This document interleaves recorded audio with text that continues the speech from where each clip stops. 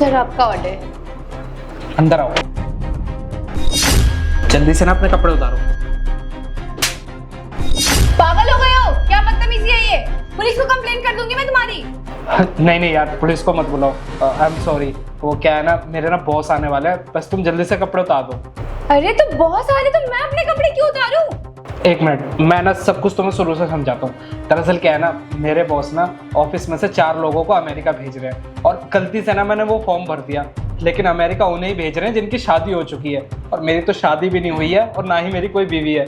बस इसलिए मुझे टेंशन हो रही है कि मैं क्या करूँ। देखो, क्या तुम 1 घंटे के लिए मेरी बीवी बन सकती हो? अच्छा, तो तुम्हारे बॉस तुम्हारी बीवी से मिलने आ रहे हैं, तो मुझे तुम्हारी बीवी बनने का नाटक करना पड़ेगा।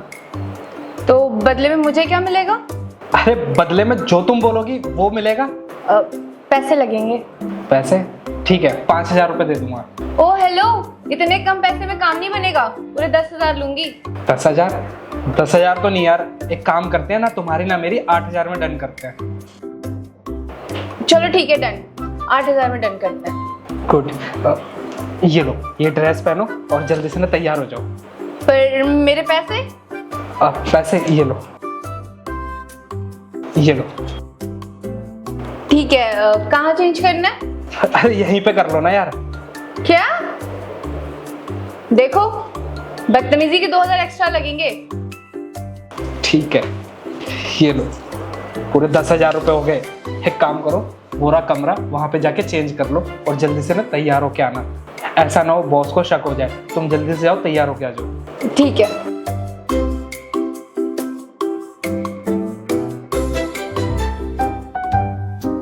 देखो, अच्छी लग रही हूँ मैं? हाँ, बहुत अच्छी लग रही हो तुम। अच्छा सुनो, तुम ना प्लीज संभाल लेना, कुछ गड़बड़ नहीं होनी चाहिए। अरे हाँ, मैं सब संभाल लूंगी, तुम टेंशन मत लो। वैसे भी स्कूल टाइम में मैंने बहुत एक्टिंग की है, और यहाँ भी तो एक्टिंग ही करनी है। Very good. तुम ना बस बॉस के सामने कोई गुड़ गोबर मत कर देना यार। अरे मैं सब संभाल लूंगी, डोंट वरी। ठीक है। अच्छा एक बात बताओ, चाय आती है तुम्हें बनानी? ओ हेलो, मैं कोई नहीं चाय बनाने वाली हूँ। सिर्फ एक्टिंग की बात हुई थी, सिर्फ एक्टिंग करूंगी, चाय वाय नहीं बनाऊंगी मैं। अच्छा ठीक है यार, लगता है बॉस आ गए। तुम ना यहाँ पे बैठ जाओ और प्लीज कुछ हरकत मत करना जिससे उनको शक हो जाए। ठीक है, यहाँ बैठो।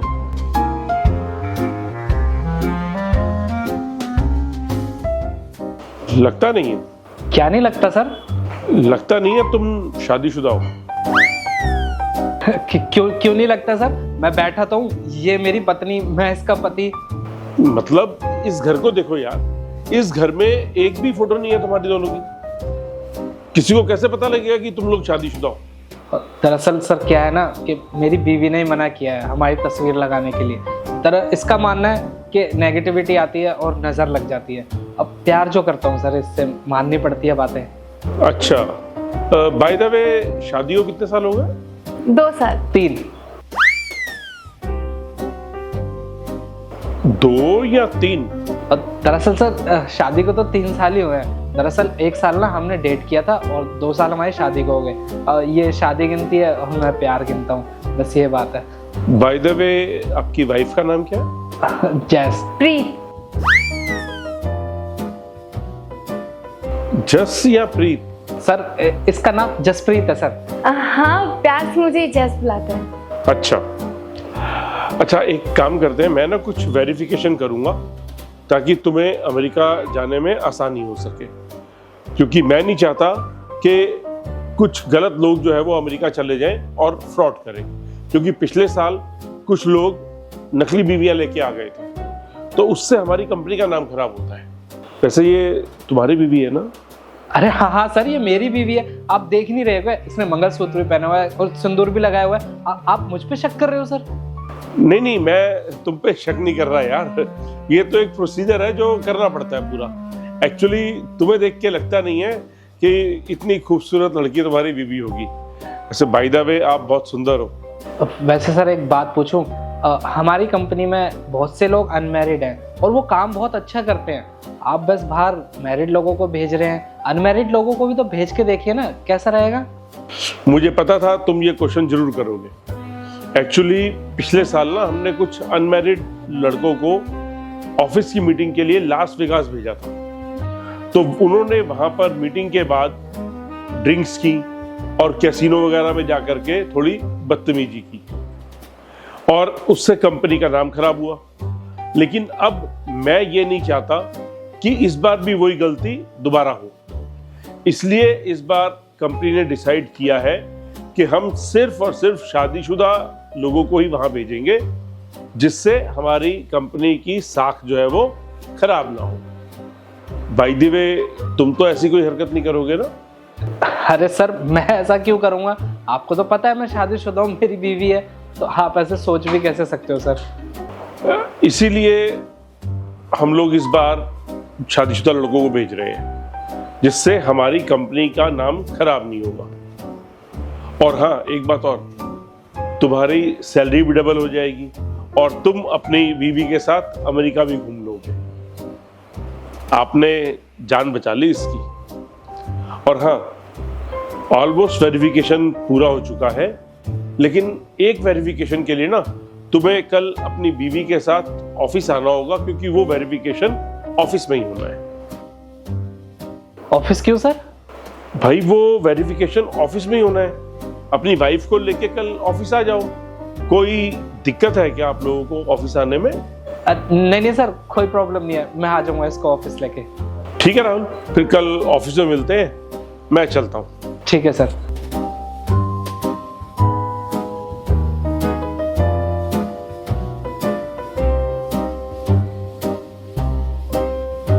ओ हेलो, ये सब क्या है? Verification and all? मैं नहीं जाने वाली कोई ऑफिस।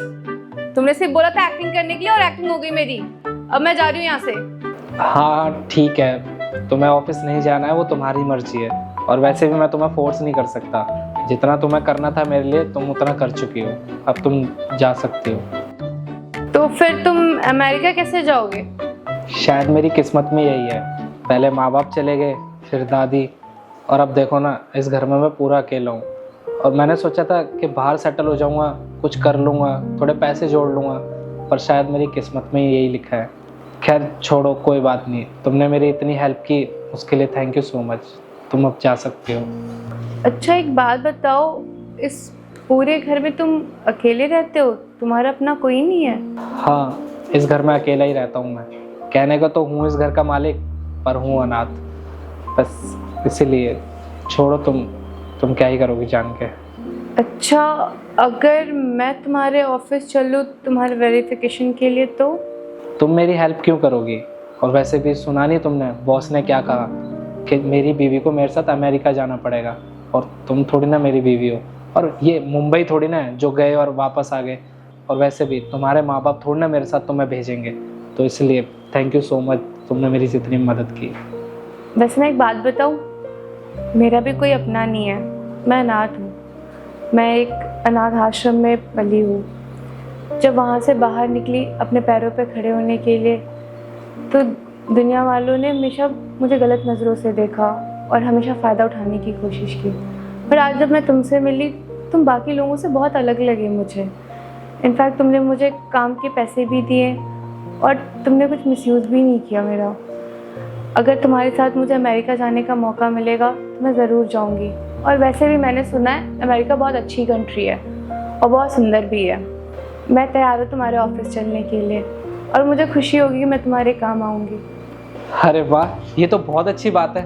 हाँ, लेकिन इतना सेंटी होने की ज़रूरत नहीं है। और हाँ, मुझे कुंफू भी आता है।